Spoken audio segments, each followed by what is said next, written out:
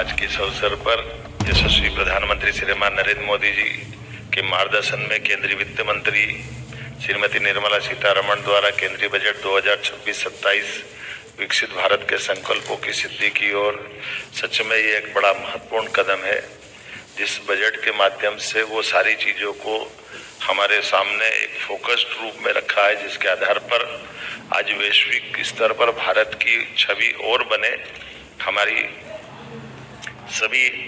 Economy की जो संभावना वाले मार्ग है उनको मार्ग प्रशस्त करते हुए दूरदेशी के हिसाब से लंबे समय के लिए अमृत काल तक भारत की सशक्त भूमिका वैश्विक परिदृश्य में क्या बने, उसका बहुत अच्छा रोड मैप बना है।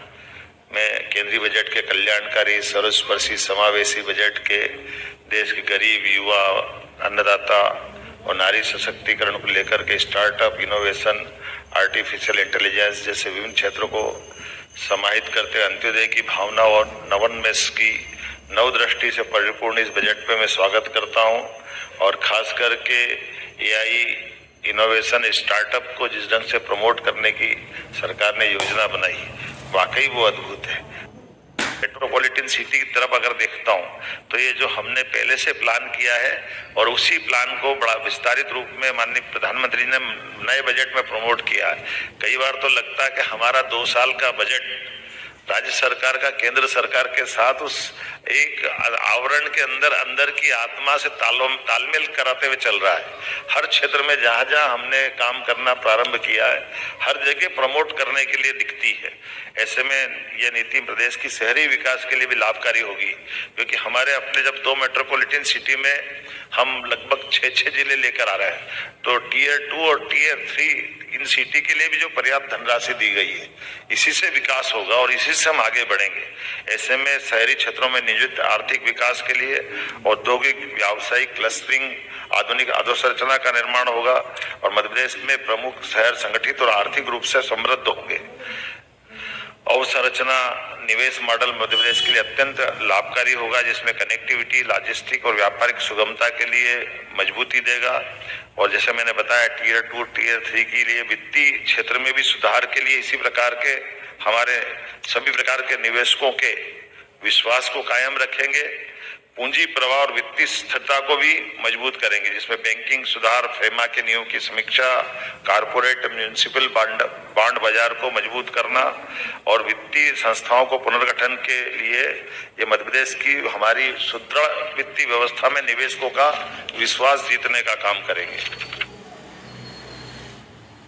महिलाओं के लिए हमारी सरकार लगातार काम कर रही है और ऐसे में माननीय प्रधानमंत्री जी ने भी नारी सशक्तिकरण के लिए बजट में पर्याप्त गुंजाइश दी है, जिसके आधार पर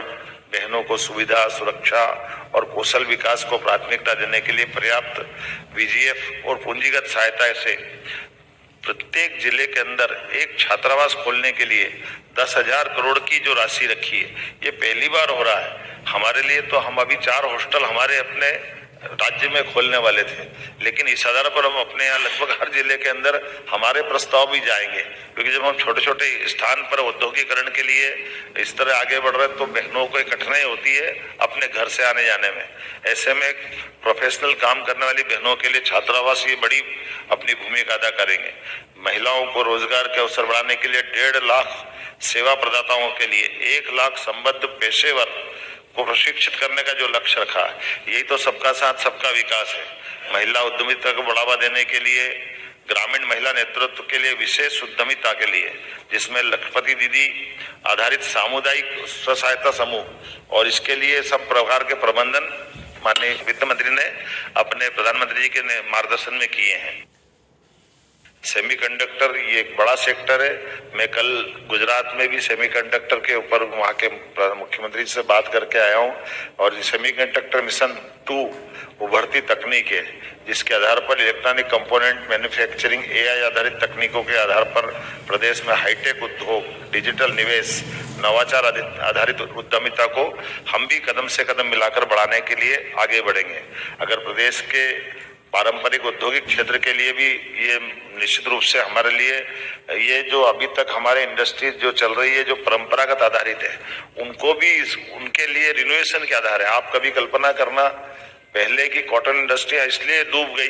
कि उनको रिनोवेशन करने का मौका नहीं मिला था। अगर नई टेक्नोलॉजी के साथ कदम से कदम मिला के चलना है तो नए उद्योग लगाना अच्छी बात है, लेकिन जो चालू उद्योग है उन उद्योगों को संवर्धन करना ये भी एक बड़ा विषय रहता है। इसमें इस चीज के लिए गुंजाइश दी जिससे अर्थव्यवस्था, रोजगार और औद्योगिक पुनर्जीवन को नई गति प्रदान होगी। 200 लेगेसी इंडस्ट्रियल क्लस्टर के पुनर्जीवन, ये जो खासकर जो मैंने बात कही है, इसमें अधोसंरचना में सुधार, निवेश पुनर्स्थापन, उत्पादन विस्तार और स्थानीय रोजगार को नई ऊर्जा मिलेगी। इसी आधार पर औद्योगिक भूमि, लॉजिस्टिक एवं सप्लाई चेन को भी हम अधिक कुशल बनाने वाले हैं। एमएसएमई में भी इसी तरह से एमएसएमई के लिए जो हमारी मध्यम श्रेणी की उद्यमिता है, इसमें स्वरोजगार और औद्योगिक विस्तार को मजबूती प्रदान करेगी। इसकी 3 रणनीति है और तीनों तरह से हमारे लिए बहुत काम आएगी। मैं मान के चलता हूँ इससे वित्तीय स्थिरता, तरलता, समर्थन और संस्थागत सहयोग किसी भी इंडस्ट्री के इसी प्रकार से हम आगे बढ़ा सकते हैं जिसमें अधिक प्रतिस्पर्धी, आत्मनिर्भर और विस्तार उन्मुख ये एक गति देने के लिए सरलता हो जाती है कि हम अपने काम को समेकित रूप से कैसे करें। जब ग्रीन एनर्जी की बात आ रही है, जो मैंने इसमें बजट में पढ़ा है, ग्रीन ईवी को हम प्रोत्साहन दे ही रहे हैं लगातार, और उसी प्रकार से डीजल पेट्रोल में जो आपने बात कही उसकी चुनौती हमारे सबके सामने है,